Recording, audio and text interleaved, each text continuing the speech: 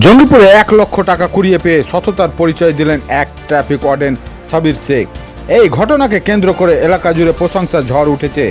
জানা গেছে এক ব্যবসায়ী তার মহাজনের কাছে টাকা দেওয়ার উদ্দেশ্যে বাড়ি থেকে প্রায় ১ লক্ষ টাকা নিয়ে বেরিয়েছিলেন। সেই টাকা একটি কালো ক্যারি ব্যাগে করে নিয়ে যাচ্ছিলেন তিনি, কিন্তু জঙ্গিপুরে একটি ব্রিজ পার হওয়ায় সময় অসাবধানবশত তার পকেট থেকে ক্যারি ব্যাগটি পড়ে যায়। বিষয়টি তিনি তখন বুঝতেই পারেননি এবং নিজের বাসস্থানে চলে যান। ঠিক সেই সময় ব্রিজের উপর দিয়ে ডিউটি করতে যাচ্ছিলেন এক ট্রাফিক ওয়ার্ডেন।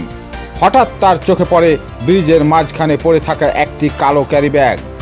সন্দেহ হওয়ায় তিনি গাড়ি থামিয়ে ব্যাগটি তুলে নেন এবং খুলে দেখতে অবাক হয়ে যান। ব্যাগের ভিতরে ছিল ৫০০ টাকার নোটে ভর্তি প্রায় ১ লক্ষ টাকা। ঘটনাটি বুঝতে পেরে তিনি এক মুহূর্তও দেরি না করে বিষয়টি জঙ্গিপুর ট্রাফিক পুলিশের অফিসারের জানান। এরপর ট্রাফিক বিভাগের পক্ষ থেকে তৎপরতা শুরু হয়। ডিউটিতে থাকা অফিসারকে নির্দেশ দেওয়া হয় প্রকৃত মালিককে খুঁজে বের করার জন্য। পুলিশের অনুসন্ধানে কিছু সময়ের মধ্যেই সেই ব্যবসায়ীর খোঁজ মেলে। পরে তিনি থানায় এসে যথাযথ প্রমাণ দেখিয়ে তার হারিয়ে যাওয়া ১ লক্ষ টাকা ফেরত পান। নিজের হারানো টাকা ফেরত পেয়ে তিনি অত্যন্ত আনন্দিত ও কৃতজ্ঞতা প্রকাশ করেন ট্রাফিক ওয়ার্ডেন এবং ট্রাফিক পুলিশের প্রতি।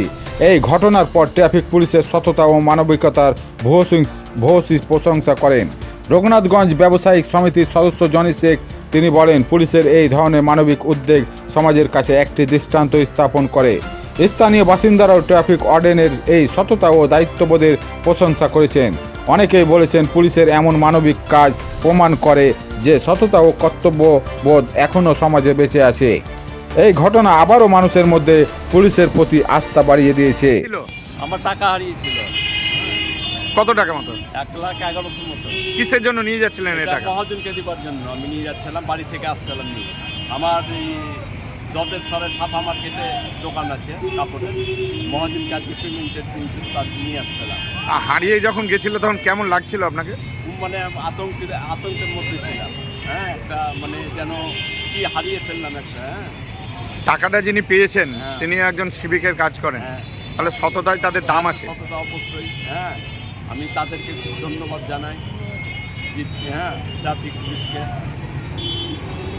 ট্রাফিক পুলিশ কি ভালো কাজ করছে না খারাপ কাজ করছে? অবশ্যই ভালো কাজ করছে, অবশ্যই ভালো কাজ।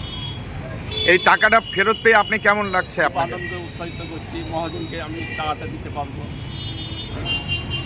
আপনার নাম? মোহাম্মদ ইব্রাহিম শেখ। বাড়ি কোথায়? ২ নম্বর ওয়ার্ডে।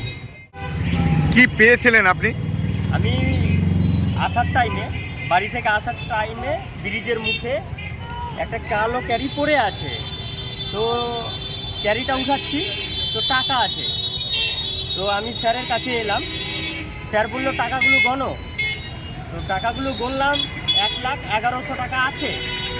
তার মধ্যে যার টাকা সে কিন্তু কানতে কানতে স্যারের কাছে আসে। স্যার বললো, আপনার টাকা আপনি পেয়ে যাবেন।